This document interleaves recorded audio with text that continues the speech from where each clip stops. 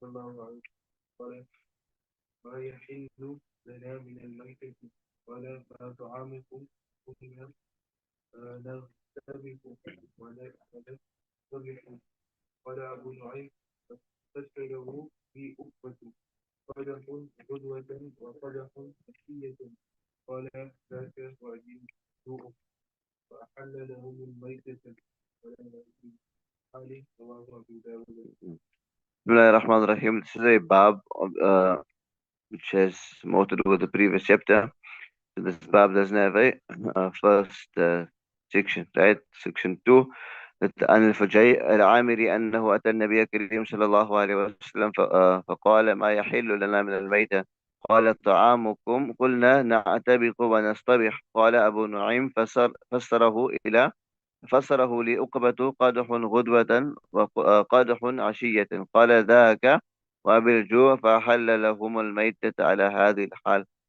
رواه أبو داود. And Sayyidina Fujay Amiri radiallahu ta'ala who narrated that he came to Nabi Kareem sallallahu alayhi wasallam once and asked that what is lawful for us to eat from among the animals that have died a natural death. So he asked that what quantity do you eat?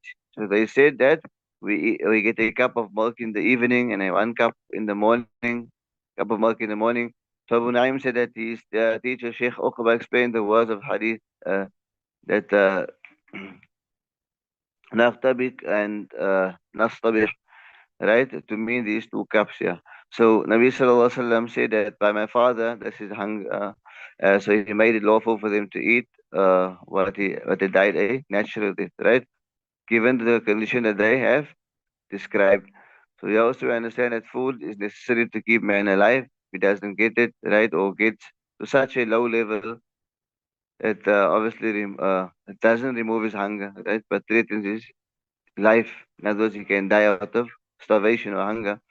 And obviously that takes one to a situation where it now goes for the condition of iftirar, right, where it compels one or by necessity, right, to eat that which is obviously the right natural death as we can see here, or that which is forbidden, right? Obviously to eat only so much that is required. And so yeah, the whole thing in this discussion that the question was asked pertaining to the physical compulsion, what of carrying was lawful for them, right? So they asked this from Nabi Kareem sallallahu alaihi wasallam. So the hadith, yeah, translated according to Abu Dawud's version, it says, "Ma yahillu al-mayt," that what would be lawful to us, right, of that which died natural death. So what's the condition that will make it permissible to us to eat that which is forbidden, right? And then that was explained, right? The second hadith, hadith after this will discuss more, but this is awesome. So the word nastabih and nastabih we mentioned, yeah, right, are derived from the word daik, ghabuk, eating in the morning and evening, right, in so respectively 1 cup of milk each. So the Nabi Sallallahu words here by my father, right, may seem surprising, but at that time it was not forbidden to swear on others besides Allah. So since there had been a custom of the Arabs, the Prophet Sallallahu spoke these words out of habit. So they drank 1 cup in the morning and 1 cup in the evening, right? And according to some, he meant that 2 cups were not sufficient for them. So they were, basically through a condition of iftirad. They were forced to eat that which is basically unlawful in that case. إن رجل فرح الرحمة إن تكون بأرض فيكون البئر مخلصة ومتى يحل البيت على ما لم يتأثر فبيحل تفتتح بما فصلت فكان فيها إذا لم تجد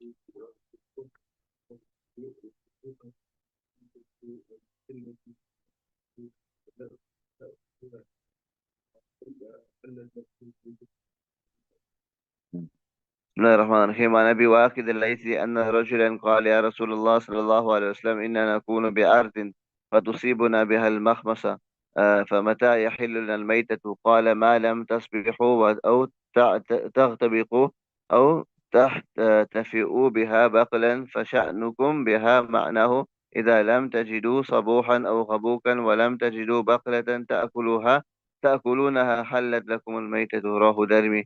Sayyidina Abu Waqid al-Laythi radiallahu anhu narrated that a man asked that, O Nabi of Allah, that sometimes we come to a land where we do not get anything to eat and we suffer hunger.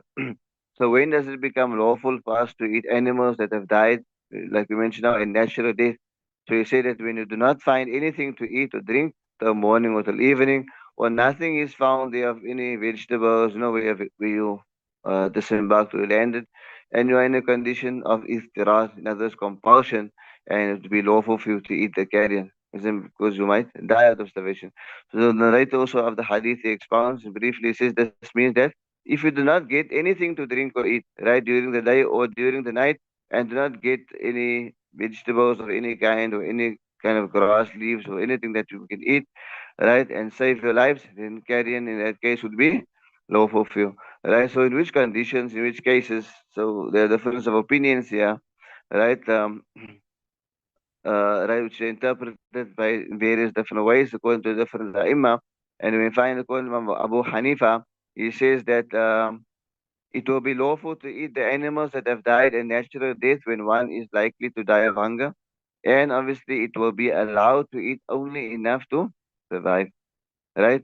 According to Imam Shafi has two rulings or two verdicts. One of his verdicts agree with that of Imam Abu Hanifa. And right, so we are basically on this here, the ruling depends on severity of it and scarcity, right? And last but not least, taqwa, righteousness. Obviously, you have to eat only right based on the taqwa, that which you know is sufficient for you.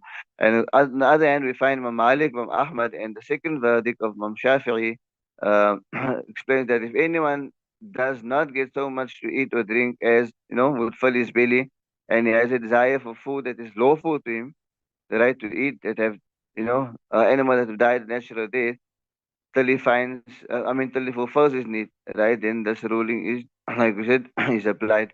So according to Abu Hanifa, he says the criteria is extreme compulsion, like we mentioned, in which the person who is compelled may eat only that which will enable him to survive. And the other Imam say that the criteria is to gain strength or energy and to eat to the point of satiation. And obviously they rely on the hadith, yeah, in which the man could get up, he got a cup of milk in the morning and a cup of milk in the evening, which means surely that was not enough to satiate, right? Though it could save their life, because they drank something, isn't it? So this means that they were still driven to compulsion, and it became permissible for them to eat that animal which died a natural death, right, to satiate themselves. And according to Abu Hanifa, he says that the hadith there refers to the plural, which means that cup of milk was for the entire community, which means it would be enough for all of them, right? Enough to satiate the hunger.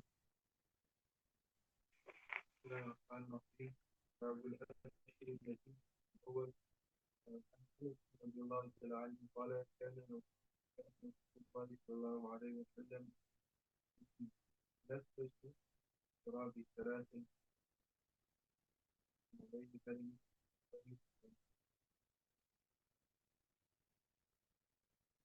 بسم الله الرحمن الرحيم. باب الأشربة. وعن أنس قال كان رسول الله صلى الله عليه وسلم يتنفس في الشراب ثلاثا متفق عليه. وزاد مسلم وفي رواية يقول صلى الله عليه وسلم إنه أروى وأبرأ وأمرأ. Sayyidina Anas radiallahu ta'ala anhu narrated that Nabi Kareem sallallahu alayhi wa sallam paused 3 times to breathe while drinking. So the version in Muslim adds that he used to say it quenches thirst better, it gives more health to the body, and it is also better digested, right, when drinking in this particular manner. So Nabi Sallallahu would do this often, and sometimes he took 2 breaths. At each breath, he removed his mouth from the glass. عن ابن عباس رضي الله عنه قال نهى رسول الله صلى الله عليه وسلم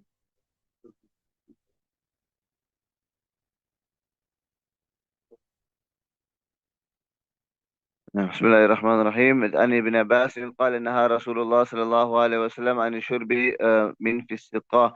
متفق عليه. That Sayyidina Ibn Abbas radiallahu ta'ala anhu narrated that Nabi sallallahu alayhi wasallam forbade that one should drink directly from the mouth of the water skin. To drink from the mouth of the water skin, of any source means that more water is poured out than necessary, because right, there's no control. We want to throw it in a glass. or something else. So what about rub on garments, to splash on you or swallow suddenly large gulps, in the belly causing harm? So that is also contrary to the sunnah. عن أبي سعيد الخدري رضي الله عنه قال كان رسول الله صلى الله So, عليه وسلم عن اختلاف الأسقية. كان في رواية ثلاثها أن يقرب رأسها ثم يشرب منه. بسم الله الرحمن الرحيم. عن ابي سعيد الخدري رضي الله تعالى عنه قال: نهى رسول الله صلى الله عليه وسلم عن اختناث الاسقيه، وزاد في روايه: واختناثها ان يقلب راسها ثم يشرب منه. Saying Abu Sa'id radiallahu ta'ala anhu narrated that Nabi sallallahu alayhi wa sallam forbade ikhtilath, that is, which is to invert the heads of water skins and drink from the head. In another narration, it is added that this means to turn the mouth of the water skin and then drink from it. Right? نقول إن الرسالة سبحان الله بحمده لا إله إلا أنت أستغفرك